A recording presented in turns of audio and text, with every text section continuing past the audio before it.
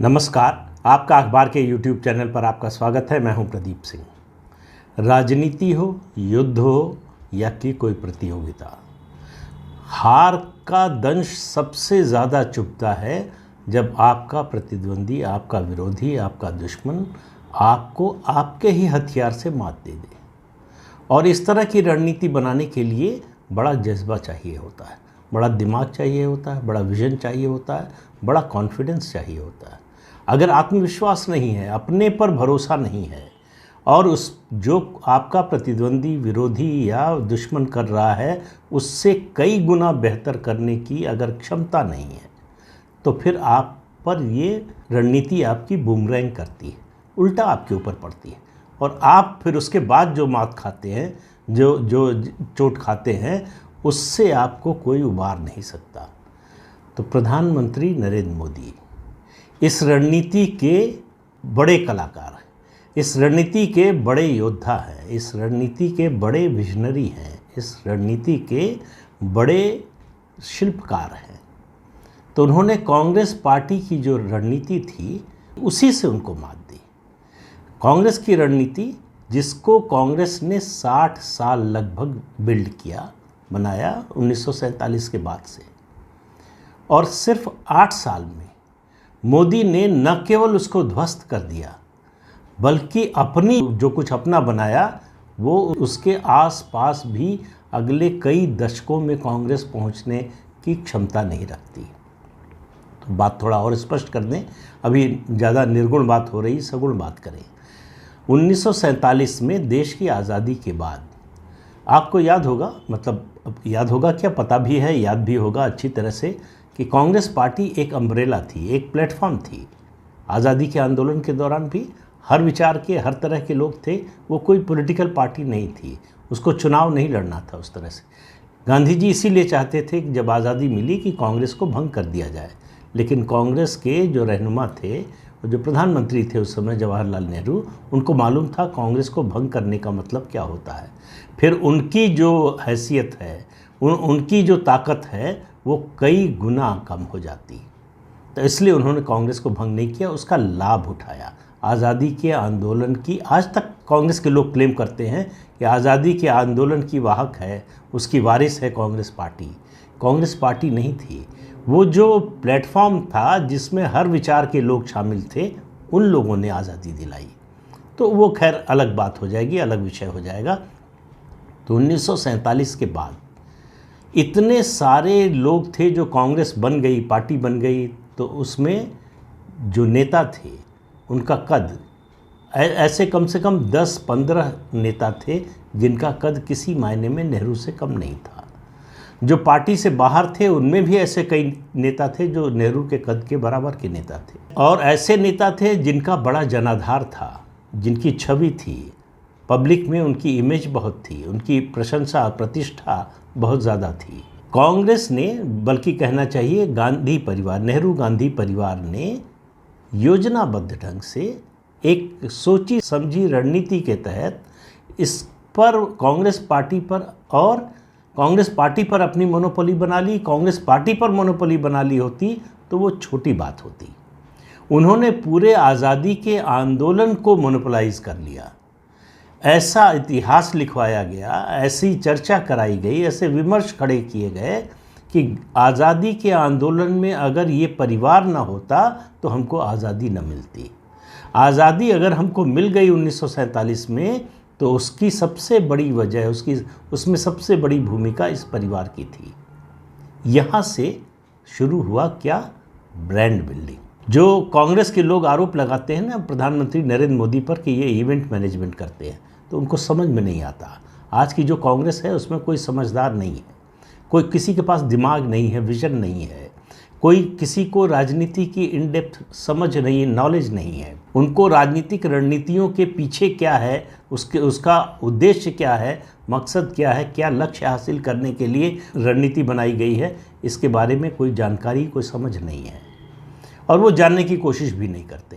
तो वो इसको इवेंट मैनेजमेंट कहते हैं, जिसको नरेंद्र मोदी ने जो ब्रांड बिल्डिंग शुरू की। तो कांग्रेस पार्टी ने कैसे ब्रांड बिल्डिंग की, अब आप देखिए, इतने ब्रांड बिल्डिंग ये होता है कि वो प्रोडक्ट आपके मन मस्तिष्क में सहज रूप से तैरने लगे। उसके लिए आपको एफर्ट न करना पड़े, उसके लिए आपको कोशिश न करना पड़े कि ये किस लिए है, क्यों है। आपने विज्ञापन देखते होंगे टेलीविज़न पे, कुछ विज्ञापन ऐसे होते हैं जिसके बारे में आपको ये सोचने की ज़रूरत नहीं पड़ती कि किस प्रोडक्ट के लिए है, इसका मकसद क्या है। ये वो तुरंत आपके दिल दिमाग पर उतर जाता है, छा जाता है। ऐसे ही बनाया गया नेहरू गांधी परिवार का ब्रांड। अब आप देखिए 1949 में 1949 आज़ादी के सिर्फ 2 साल बाद भारत सरकार ने जापान के बच्चों को एक गिफ्ट भेजा, एक बाल हाथी, बेबी एलिफेंट गिफ्ट में भेजा। अब आप बताइए उसका नाम क्या रहा होगा। आप, मुझे पक्का दावा है कि आप में से ज़्यादातर लोग शायद नहीं जानते हो। उसका नाम था इंदिरा। आज मोदी अगर अपने भाई, अपनी माँ के नाम से इस तरह का गिफ्ट कोई भेज दे तो आप देखिए आसमान टूट पड़ेगा कि मोदी इस देश को अपने बाप का राज समझते हैं, अपने बाप की जागीर समझते हैं, जाने क्या क्या कहा जाएगा। दूसरी बात, जवाहरलाल नेहरू, सबको मालूम है, वो कहते थे कि एक्सीडेंटल हिंदू हैं और वो एक तरह से एथिस्ट थे, मतलब नास्तिक थे। यूरोपीय माहौल में पले बढ़े, वहीं शिक्षा दीक्षा हुई, वहीं का कल्चर अपनाया, इसलिए उनको भारतीय समाज, भारतीय सभ्यता, संस्कृति से उस तरह का जुड़ाव नहीं था। तो वो एक अलग बात। लेकिन और वो जातिवादी राजनीति का समर्थन करते हों ये नैरेटिव कभी नहीं बनने दिया, लेकिन वो जातिवाद की राजनीति करते रहे। वो नास्तिक जवाहरलाल नेहरू, वो जातिवाद के विरोधी जवाहरलाल नेहरू, वो रूढ़िवाद के विरोधी जवाहरलाल नेहरू अपनी पूरी पार्टी में, सरकार के बाहर पंडित जी के नाम से जाने गए। पंडित जी के, उनका एक तरह से निकनेम हो गया और कभी नेहरू ने इसका विरोध नहीं किया। क्यों? ऐसा नहीं है कि नेहरू जो चाहते थे कि उनको पंडित जी के रूप में बुलाया जाए, लेकिन इससे उनकी ब्रांड बिल्डिंग होती थी। पंडित के आप अगर जातीय संदर्भ में देखें तो आपको मालूम है कि उसका क्या मतलब है, और जातीय संदर्भ में न देखें तो भी जो वास्तव में इस्तेमाल होता है वो ऐसे व्यक्ति के लिए जो विद्वान हो, ज्ञाता हो। अब आप देखिए, नेहरू से लेकर, बल्कि मोतीलाल नेहरू से लेकर कहिए आज तक राहुल गांधी तक, पूरे परिवार में कोई व्यक्ति, किसी व्यक्ति ने विज्ञान की, साइंस की पढ़ाई नहीं की, लेकिन पूरे परिवार को साइंटिफिक टेम्पर वाला माना जाता है। ये है ब्रांड बिल्डिंग, कि जो नहीं है उसका विश्वास दिला दिया। अब आप इस बात को समझिए कि जिसने साइंस का कुछ भी नहीं पढ़ा, साइंस के बारे में जानकारी नहीं, वो साइंटिफिक टेम्पर वाला है। ये लोगों के मन में स्थापित कर दिया कि ये प्रोग्रेसिव है, रूढ़िवादी नहीं है। क्यों? क्योंकि ये साइंटिफिक टेम्पर के लोग हैं। दूसरा देखिए, जवाहरलाल नेहरू का जन्मदिन आता है 14 नवंबर को। उनके जीवित रहते ही, उनके प्रधानमंत्री रहते, उनके जन्मदिन को राष्ट्रीय स्तर पर बाल दिवस के रूप में मनाया जाने लगा और हम सब ने बड़ा सहज रूप से स्वीकार कर दिया। जवाहरलाल नेहरू, प्रधानमंत्री जवाहरलाल नेहरू, नेहरू चाचा हो गए बच्चों की। कैसे हो गए? ये है ब्रांड बिल्डिंग। तो अब बच्चे, किसी भी बच्चे से पूछिए, अब तो थोड़ा कम होता जा रहा है, वरना किसी बच्चे से पूछिए जवाहरलाल नेहरू की फ़ोटो दिखाइए तो वो कहेगा चाचा नेहरू। ये होता है ब्रांड बिल्डिंग का इफ़ेक्ट। फिर दूसरा, वो चूँकि कॉलोनियल एरा था, हमको आज़ादी मिली थी अंग्रेज़ों से, तो अंग्रेज़ियत ख़ास तौर से हम पर हावी थी। तो उस समय एलीट होने का, उस समय प्रतिष्ठित होने का, उस समय जो है सभ्य समाज में होने का, उस समय आपके लिए जो है प्रबुद्ध वर्ग में होने का एक लक्षण ये होता था, एक क्राइटेरिया ये होता था, आप विदेश से पढ़कर आए। फॉरेन रिटर्न है। फॉरेन गुड्स के लिए हमारा अभी कुछ साल पहले तक ऐसा पागलपन था जिसकी कोई हद नहीं है। कुछ भी खरीदने को तैयार थे, किसी भी कीमत पर खरीदने को तैयार थे। सबसे ज़्यादा शॉपिंग भारतीय करते थे यूरोप, अमेरिका और दूसरे देशों में जाकर। तो फॉरेन रिटर्न का जो क्रेज़ है, अचानक प्रतिष्ठा उसकी बढ़ जाती है। ये कोई नहीं पूछता कि क्या पढ़ा है, कितना पढ़ा है, उस पढ़ाई का असर क्या हुआ है, उस पढ़ाई से देश को क्या फ़ायदा होगा। अगर वो सार्वजनिक जीवन में है तो सार्वजनिक जीवन में उसका क्या लाभ होगा। अगर वो राजनीति में है तो राजनीति में उसने उसका क्या इस्तेमाल किया, कैसे फ़ायदा हो, कोई नहीं पूछता। तो 2 प्रधानमंत्री देश के, इंदिरा गांधी और जवाहरलाल नेहरू, इन्होंने कभी ग्रेजुएशन नहीं किया।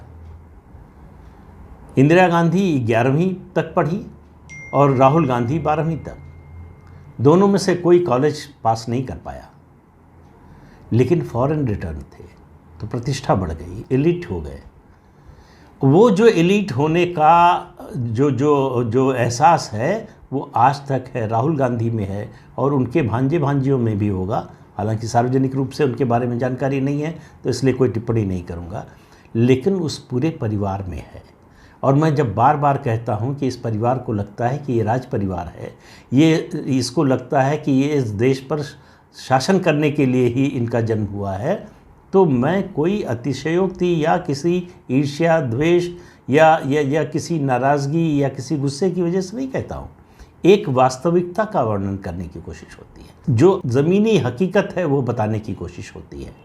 उनके व्यवहार को देख लीजिए, उनका रहन सहन देख लीजिए। आज तक किसी ने पूछा कि जो रहन सहन का स्तर है इस परिवार का, उसके लिए पैसा कहाँ से आता है। इस परिवार के किसी व्यक्ति ने नौकरी नहीं की। राजीव गांधी ने पायलट की नौकरी की थी सिर्फ, और कितनी सैलरी मिलती होगी इसका आप अंदाज़ा लगा सकते हैं। कोई व्यापार नहीं है इनका, बिजनेस नहीं है, कोई पुश्तैनी जो है ज़मीन जायदाद बड़ी नहीं है। आनंद भवन इलाहाबाद का और इस तरह के 1-2 भवन को छोड़ दीजिए तो ऐसी कोई पुश्तैनी ज़मीन जायदाद नहीं है। लेकिन उनका रहन सहन इस भारत में जो राजा महाराजा हुआ करते थे, जिन्होंने 1947 में भारत में विलय के प्रस्ताव को स्वीकार किया, एक्सेशन पर जो है उस पर दस्तखत किए, और बाद में जिनका प्रीवी पर्स भी ले लिया गया, उनका रहन सहन और इस परिवार का रहन सहन दोनों में आपको कोई बड़ा अंतर नहीं दिखाई देगा, सिवाय इसके कि वो बड़े महलों में रहते हैं, ये सरकारी मकानों में, सरकारी बंगलों में रहते हैं। उसके अलावा प्रतिष्ठा के नाते देखिए तो इनका रुतबा उनसे ज़्यादा है, कुछ नहीं होते हुए भी। जो कुछ नहीं है वो भी उनसे ज़्यादा रुतबा रखता है। तो ये है ब्रांड बिल्डिंग कांग्रेस पार्टी की, और कांग्रेस पार्टी इसी को भूल गई। हालांकि राहुल गांधी को लेकर बड़ी कोशिश हुई, उनको अलग अलग तरह से उनकी ब्रांडिंग करने की कोशिश हुई, लेकिन निकम्मे लोग जब इस तरह का काम करते हैं तो नाकामी ही हाथ लगती है। एक समय आया कि जब लगा कि पॉजिटिव ब्रांड बिल्डिंग नहीं हो पा रही है राहुल गांधी की, उसमें आगे नहीं बढ़ पा रहे हैं, जैसे ओम प्रकाश चौटाला ने बड़ी कोशिश के बाद आखिर जेल में जाकर हाई स्कूल पास किया, वैसे ही राहुल गांधी की ब्रांड बिल्डिंग की कोशिश हो रही है। तो एक समय हुआ मनमोहन सिंह की सरकार के आखिरी वर्षों में राहुल गांधी को एक रिबेल के रूप में जो है पेश करने की कोशिश हुई। उनसे कहा गया कि प्रेस कॉन्फ्रेंस बुला रहे हैं, उसमें आओ और ये जो ऑर्डिनेंस और ये जो बिल है इसकी कॉपी फाड़ो प्रेस कॉन्फ्रेंस में, तो रिबेल के रूप में इस्टेब्लिश हो जाओगे। तो प्रेस कॉन्फ्रेंस में वो उस ऑर्डिनेंस, उस विधेयक की प्रति फाड़ने का नतीजा ये हुआ कि कांग्रेस की प्रतिष्ठा और गिर गई। जिस प्रस्ताव को कैबिनेट ने सर्वसम्मति से पास किया, उसको एक व्यक्ति जो सिर्फ सांसद है वो और पार्टी का राष्ट्रीय उपाध्यक्ष है, वो फाड़कर सार्वजनिक रूप से फेंकता है, तो ये पूरे कैबिनेट का अपमान, प्रधानमंत्री पद का अपमान और संसदीय व्यवस्था का अपमान। लोगों ने इसको इस रूप में देखा, लेकिन कांग्रेस पार्टी के जो रणनीतिकार थे उन्होंने नहीं देखा। अब मोदी को देखिए, 8 साल में जो 60 साल में कांग्रेस ने किया, 8 साल में उससे आगे ले गए। कैसे ले गए? मोदी ने अपनी ब्रांड बिल्डिंग नहीं की, मोदी ने इस देश की ब्रांड बिल्डिंग की, ब्रांड इंडिया बनाने की कोशिश की, और उसमें वो कामयाब हुए।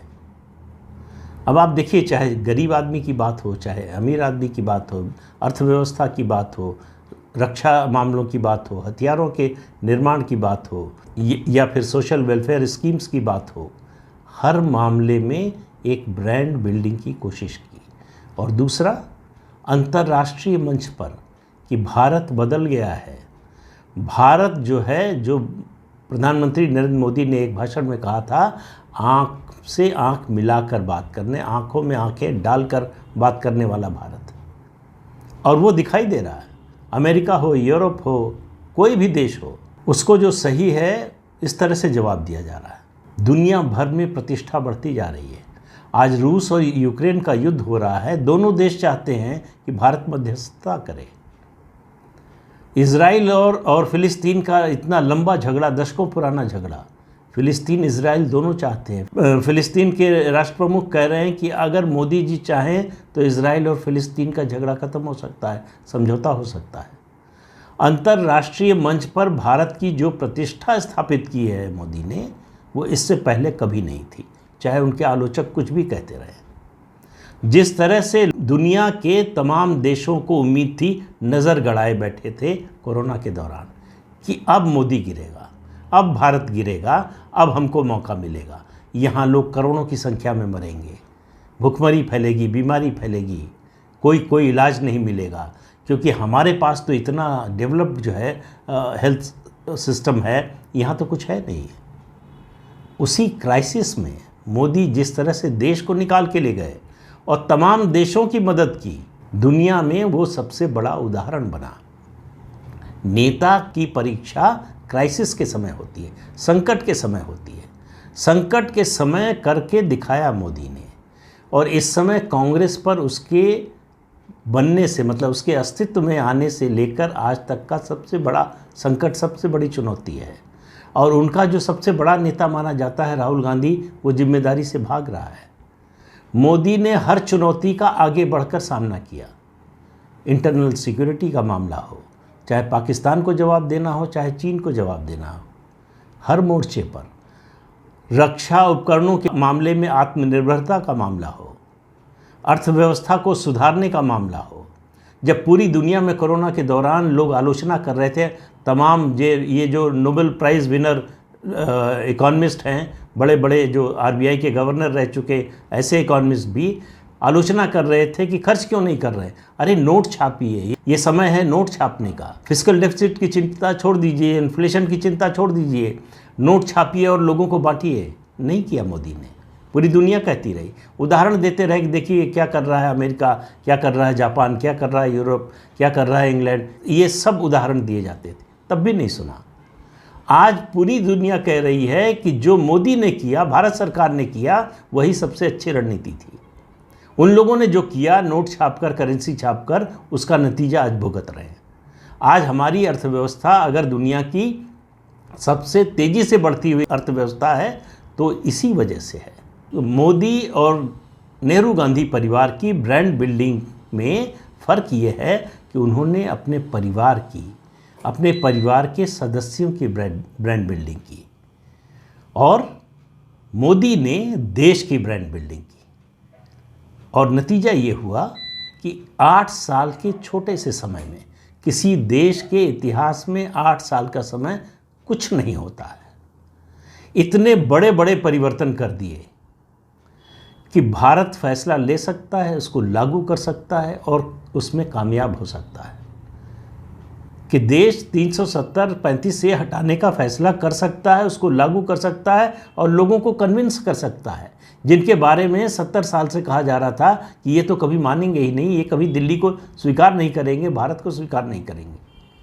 जो कहते थे कि भारत का झंडा उठाने वाला कोई नहीं रह जाएगा, खून की नदियाँ बह जाएंगी, वो खून के आंसू रो रहे हैं। ये है मोदी की ब्रांड बिल्डिंग। जब आदमी निजी स्वार्थ से ऊपर उठ जाता है, तब वो देश और समाज को ऊपर ले जाने में कामयाब होता है, और वो मोदी कर रहे हैं।